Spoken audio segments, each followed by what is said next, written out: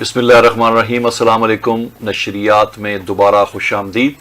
سامعین محترم، آپ سن رہے ہیں FM 102.2 رفا انٹرنیشنل یونیورسٹی سے براہ راست، اور میں ہوں عرفان بھٹی اپنے پروگرام ابلاغ عامہ اور تعلیمات نبوی صلی اللہ علیہ وسلم کے ساتھ، اور حسب معمول ہمارے ساتھ تشریف رکھتے ہیں ہمارے ایکسپرٹ ڈاکٹر میاں محمد رمضان، جو سینئر مینیجر ہے ہمارے انفارمیشن سروسز ڈپارٹمنٹ میں رفا انٹرنیشنل یونیورسٹی میں، اور اس کے علاوہ رفا انسٹیٹیوٹ آف میڈیا سائنسز میں پڑھاتے بھی ہیں۔ سر، آپ کو خوش آمدید کہتے ہیں۔ شکریہ، جزاک اللہ۔ آج کا جو موضوع ہے سر، ہمیشہ کی طرح کا چھوٹا موضوع کہ بیسیکلی جو ٹاپک تو یہ ہے کہ نبی اکرم صلی اللہ علیہ وسلم کی جو ایک ابلاغی حکمت عملی ہے اس پہ گفتگو کرنی ہے، لیکن شروع میں ہمیں جنرلی بتائیے گا کہ حکمت عملی سے کیا مراد ہے، کیا چیز ہوتی ہے؟ بسم اللہ الرحمن الرحیم۔ تمام تعریفیں اللہ سبحانہ و تعالیٰ کے لیے کہ جس نے ہمیں ہر طرح کی نعمت عطا فرمائی، اور جن کے توسط سے نبی اکرم صلی اللہ علیہ وسلم نے انسانیت کو زندگی گزارنے کا درس دیا، اور درس بھی ایسا دیا کہ جس میں زندگی کا کوئی پہلو تشنا نہیں ہے۔ بالکل۔ تو آج ہم جس موضوع پہ بات کر رہے ہیں اس کے اوپر بھی نبی اکرم صلی اللہ علیہ وسلم نے طویل اس کی تفصیلات ہیں اس حکمت عملی کی، صحیح، لیکن اس کو ڈسکس کرنے سے پہلے ہم یہ اس پہ بات کرتے ہیں کہ حکمت عملی بنائے طور پہ ہے کیا چیز اور اس کے بنیادی اجزاء کیا ہیں۔ تو حکمت عملی سے مراد کسی مقصد کو حاصل کرنے کے لیے طے شدہ منصوبہ، رہنما اصول، سوچا سمجھا طریقہ کار، یہ صرف فوری اقدامات نہیں بلکہ ایک طویل مدتی ویژن، نصب العین اور اس تک پہنچنے کا ایک منظم راستہ بیان کرتی ہے۔ یہ حکمت عملی ہے۔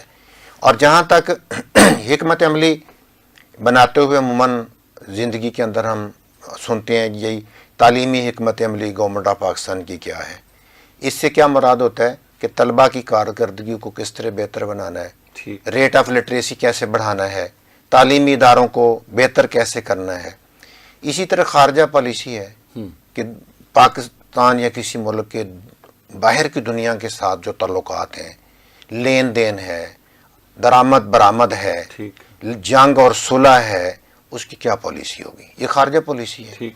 اسی طرح ابلاغی حکمت عملی سے مراد یہ ہے کہ آپ نے پیغام کو زیادہ مؤثر اور سامعین تک کیسے پہنچانا ہے، اس کا منصوبہ جو ہے نا وہ کیا ہے۔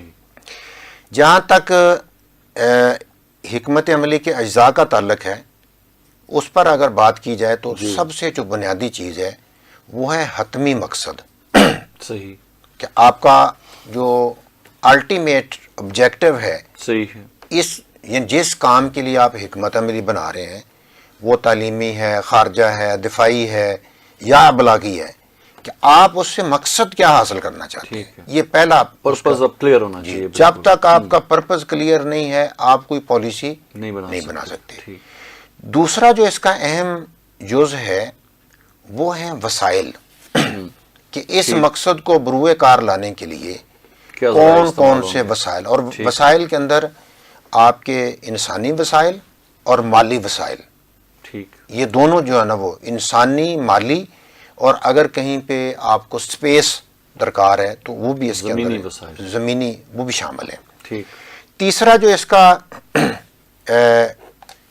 پہلو ہے وہ ہے طریقہ کار، کہ آپ اس کام کو کیسے حاصل کریں گے، تبلیغ کے ذریعے، آپ پولیس کے ذریعے، فوج کے ذریعے، نشر و اشاعت کے ذریعے، پیسے بانٹ کر، خیرات کر کے، کیا آپ کا طریقہ کار کیا ہوگا۔ اور چوتھا اس کا پہلو ہے کہ ترجیحات، پرائورٹیز۔ ظاہر ہے آپ کی حکمت عملی کے اندر کئی سٹیپس ہوں گے، یہ پہلا، دوسرا، تیسرا، ان چاروں کے اندر آپ کی پرائورٹی کیا ہے، آپ پہلے کون سا کرنا چاہیں گے، دوسرا کون سا کرنا چاہیں گے، تیسرا کون سا کرنا چاہیں گے۔ تو یہ سرٹن ٹارگٹس جی آپ کی جو نہیں ٹارگٹس تو ہیں، ان ٹارگٹس کی ترجیحات کیا ہیں۔ پہلا کون سا، گھوڑا پہلے بنانا ہے یا ٹانگا پہلے بنانا ہے، ٹھیک ہے نا، یعنی آپ گاڑی پہلے خریدیں گے یا پٹرول پہلے خریدیں گے۔ تو آپ کی حکمت عملی اگر گاڑی خریدنے کی ہے تو آپ کی پلاننگ کیا ہے۔ اسی طرح پانچویں چیز ہے وقت کا تعین، کہ آپ نے جو ہے وہ دیکھیں ہم عموماً یہ کہتے ہیں کہ right information to the right person at the right time. ٹھیک. یعنی اگر یہ تینوں چیزیں جو ہیں دیکھیں نا, بم پھٹنے کی اطلاع پھٹنے کے بعد ملے کس کام کی ہے. بالکل. اسی طرح کوئی جاسوس ہے, اس کے جانے کے بعد پتہ چلے کہ یہاں جاسوس تھا. سانپ انسان کو ڈس لے بعد میں پتہ چلے. تو وقت کا تعین جو ہے یہ بہت اہم ہے. ٹھیک. تو اس کے اندر کون سا کام کس وقت کرنا ہے یہ بھی اس کا تعین جو ہے نا کیا جاتا ہے. اس کے اندر جو چھٹی چیز ہے وہ ہے فلیکسیبلٹی. کہ آپ کے جو دیکھیں اصولوں کے اندر کوئی فلیکسیبلٹی نہیں ہے. البتہ طریقہ کار کے اندر ٹھیک ہے نا, ایک وقت تھا کہ آپ جنگ جو ہے وہ تلوار اور گھوڑے سے لڑتے تھے, ایسے ہی. پھر ایک وقت آیا کہ لوگ ہاتھی استعمال کرنے لگے. پھر ایک وقت آیا کہ توپ اور تفنگ کا وقت آ گیا, بندوق کا. اور اگر آج بھی آپ بندوق پہ تکیہ کریں تو آج تو بندوق کا دور نہیں ہے, آج تو انٹیگریٹڈ ٹیکنالوجی کا دور ہے. آپ اپنی سرزمین سے بیٹھ کے دشمن کے جہازوں کو بھی ٹارگٹ کر سکتے ہیں اور ان کے سسٹمز کو بھی ٹارگٹ کر سکتے ہیں.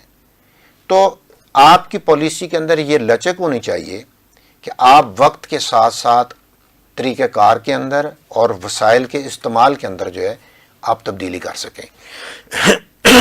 ساتویں چیز جو ہے وہ ہے اندازہ و پیمائش, یعنی ایویلویشن اور میٹرکس اس کے, کہ آپ اس کو پیمائش اس کی یعنی میئریبل اس کے اندر اقدامات ہونے چاہیے. کہ اگر آپ کی پالیسی یہ تھی کہ آپ نے 5 سال کے بعد ایک ٹارگٹ کو اچیو کرنا ہے, تو ان 5 سالوں کے اندر آپ ایک دن میں کیا کریں گے, ایک ہفتے میں کیا کریں گے, ایک مہینے میں کیا کریں گے, اور 1 سال کے اندر کیا کریں گے, اور 5 سال کے اندر کیا کریں گے. ٹھیک. آپ دیکھیں نا ہماری یونیورسٹی نے بھی جو ٹارگٹس اسٹریٹجک ٹارگٹس بنائے ہیں جی, اس کے اندر تعین کیا ہے کہ 1 سال میں آپ کے کون سے ہیں اور 5 سال کے اندر. تو لوگ 100 سال کے ٹارگٹس بھی بناتے ہیں. بالکل. تو آپ کے جو پالیسی ہے اس کے اندر یہ گنجائش ہو کہ آپ اپنے ٹارگٹس کو میئر بھی کر سکیں اور ان کو ٹائم لائن بھی جو ہے وہ دے سکیں. تو یہ مین چیزیں جو تھیں جو اس کے حوالے سے تھیں. صحیح ہے. اچھا سر, ایسا ہے کہ آپ نے حکمت عملی کے بارے میں بھی بتایا اور اس کے جو اہم اجزاء ہیں ان کے بارے میں بتایا. تھوڑا سا ابلاغی حکمت عملی کے بارے میں بھی بریف کر دیجئے. جی, نبی اکرم صلی اللہ علیہ وسلم نے جو آپ کی جو ابلاغی حکمت عملی تھی اس میں اگر آپ دیکھا جائے تو نبی اکرم صلی اللہ علیہ وسلم کی ابلاغی حکمت عملی سے مراد وہ منظم مدبرانہ مرحلہ وار طریقہ کار ہے جو آپ صلی اللہ علیہ وسلم نے اللہ کا پیغام انسانوں تک پہنچانے کے لیے اختیار فرمایا. اس میں نہ صرف پیغام کی وضاحت اور تسلسل شامل تھا بلکہ سامعین کی ذہنی سطح, معاشرتی پس منظر, حالات کے مطابق پیغام کی پیشکش, مناسب ذرائع کا انتخاب اور تسلسل بھی شامل تھا. بالکل. یہ ساری چیزیں. تو یہ جو میں نے اوپر پیرامیٹرز آپ کو بتائے ہیں, تو اگر ہم اس کو بنیاد بنا کے اگر دیکھنا چاہیں تو نبی اکرم صلی اللہ علیہ وسلم نے یہ جو کمپوننٹس ہیں پالیسی کے, اگر اس کو ہم دیکھیں تو دیکھیں آبجیکٹو کی اگر بات کی جائے جی, تو نبی صلی اللہ علیہ وسلم نے مکہ میں دعوت اسلام کا جو بنیادی مقصد تھا وہ توحید کا پیغام عام کرنا. ٹھیک. اور شرک کا خاتمہ. جبکہ مدینہ منورہ میں جب آپ تشریف لے گئے تو اس کے ساتھ ساتھ اسلامی ریاست کا قیام اور اس کے جتنے بھی کام تھے وہ اس کے اندر جو ہے نا وہ شامل تھے. تو آپ نے ایک طے شدہ مقصد کے تحت جو ہے نا وہ آپ نے اس پوری ابلاغی حکمت عملی کو جو ہے وہ لے کے چلیں, جو صفا کے پہاڑ سے شروع ہو کے جو ہے نا وہ مدینہ منورہ کی اسلامک اسٹیٹ کے قیام پہ جا کے کنکلوڈ ہوتی ہے.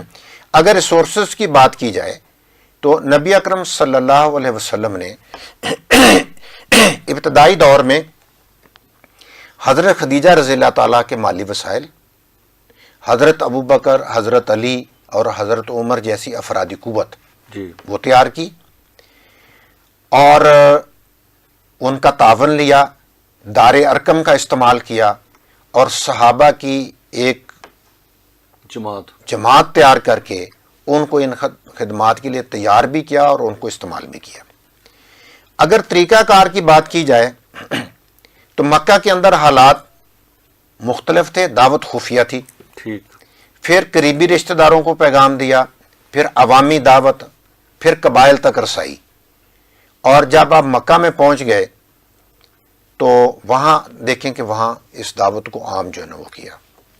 اگر پرائورٹیز کی بات کی جائے تو نبی صلی اللہ علیہ وسلم نے پہلے قریبی ساتھیوں کو مسلمان کیا، جس میں حضرت ابوبکر، حضرت علی، حضرت خدیجہ رضی اللہ تعالیٰ عنہ، اور پھر بااثر شخصیات تک پیغام پہنچایا، یعنی دعا کی کہ یا اللہ عمر بن حشام یا عمر بن خطاب ان میں سے کوئی ایک دے دے، ٹھیک ہے۔ تو یہ دیکھیں یہ ترجیحات تھیں، یعنی حضرت بلال کو رضی اللہ تعالیٰ عنہ کو اگنور نہیں کیا، ان تک بھی دعوت پہنچائی، لیکن جو الیکٹیبلز ہوتے ہیں یا جو مؤثر لوگ ہوتے ہیں، اوپینین لیڈرز ہوتے ہیں، ان کے اوپر بھی نبی پاک صلی اللہ علیہ وسلم نے فوکس کیا۔ اگر آپ ٹائم لائن کی بات کریں تو مکی دور میں 3 سال خفیہ پھر 10 سال عوامی دعوت، مدنی دور میں 10 سال میں اسلامی ریاست کی تعمیر، اس کے اندر جنگیں، اس کے اندر ہیڈ آف دی اسٹیٹس کو خطوط، یہ ساری چیزیں بھی جو ہے وہ شامل تھیں۔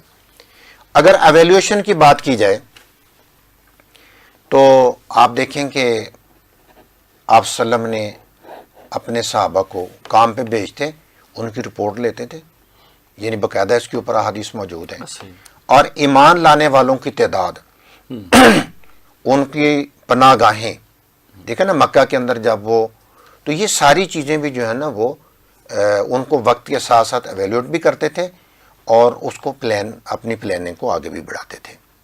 تو یہ نبی اکرم صلی اللہ علیہ وسلم۔ اچھا، اس طرح میٹرکس کی بات کی جائے تو نبی صلی اللہ علیہ وسلم نے قبولیت کا دائرہ پہلے مکہ، پھر قبائل، پھر مدینہ، پھر ہیڈ آف دی اسٹیٹس، ٹھیک ہے، یہ ان تمام تک جو ہے نا گریجولی جو ہے نا اس کو پھیلائے۔ فلیکسیبلٹی کی اگر بات کی جائے تو مکہ میں صبر، صلح حدیبیہ میں صلح، اور مدینہ میں جا کر مکہ کے اوپر چڑھائی۔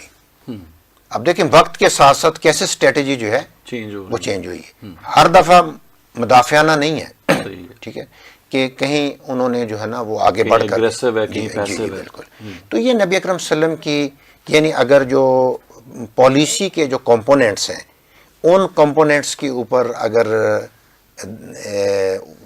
کو سامنے رکھ کر اگر نبی پاک صلی اللہ علیہ وسلم کی حکمت عملی کو دیکھا جائے تو یہ چند پہلو جو ہے نا وہ ہمارے سامنے آتے ہیں۔ صحیح ہے۔ ویسے تو نبی صلی اللہ علیہ وسلم کی پوری، اگر اس کے ابلاغی حکمت عملی کو دیکھا جائے تو نبی صلی اللہ علیہ وسلم کی پوری زندگی جو ہے نا وہ اس کی ایک ایگزامپل ہے۔ جی بالکل ایسے ہی ہے۔ میں نے دیکھیں حکمت عملی کے جو نمایاں پہلو ہیں نا، یہ تو ہم نے پیرامیٹرز کے اوپر ان کو دیکھا نا، ان کی جو حکمت عملی کے نمایاں پہلو ہیں، اس کے کوئی 25 پوائنٹ ہیں، تو جس کے اندر اخلاص نیت بھی ہے، نرمی اور حسن اخلاق ہے، اسی طرح مرحلہ وار دعوت ہے، یعنی گریجولیزم اس کے اندر جو نہ پایا جاتا ہے۔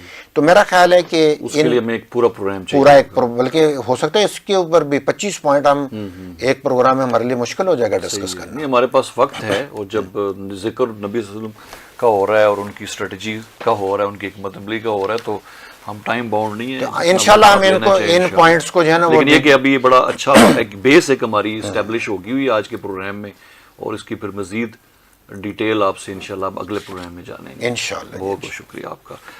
سامعین محترم، پروگرام ابلاغ عامہ اور تعلیمات نبوی آپ سماعت فرما رہے تھے رفاع FM 102.2 پہ۔ آج کا جو موضوع تھا وہ نبی اکرم صلی اللہ علیہ وسلم کی ابلاغی حکمت عملی کے حوالے سے ڈاکٹر صاحب نے ہمیں بتایا بیسکلی کہ حکمت عملی کیا ہوتی ہے، اس کے اہم اجزاء کیا ہیں، اور پھر جو ہے اس کے نبی اکرم صلی اللہ علیہ وسلم کی جو ابلاغی حکمت عملی ہے اس کے کچھ چیدہ پوائنٹس جو ہیں بیسک وہ ڈسکس کیا۔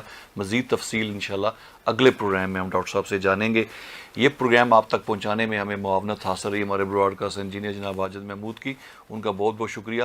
اور یہ بھی بتاتا چلوں کہ یہ پروگرام نہ صرف رفاع FM 102.2 پہ نشر ہوا، بلکہ ہمارے فیس بک پیج پہ بھی براہ راست اس کو پیش کیا گیا ہے۔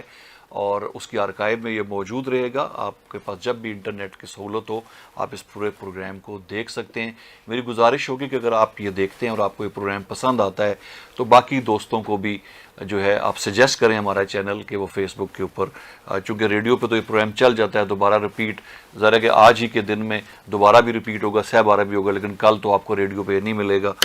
لیکن فیس بک کے میں چونکہ یہ موجود ہے اور یوٹیوب چینل پہ بھی انشاءاللہ یہ شیئر ہو جائے گا, اس پہ بھی آپ اس کو ایکسیس کر سکتے ہیں. بہت بہت شکریہ.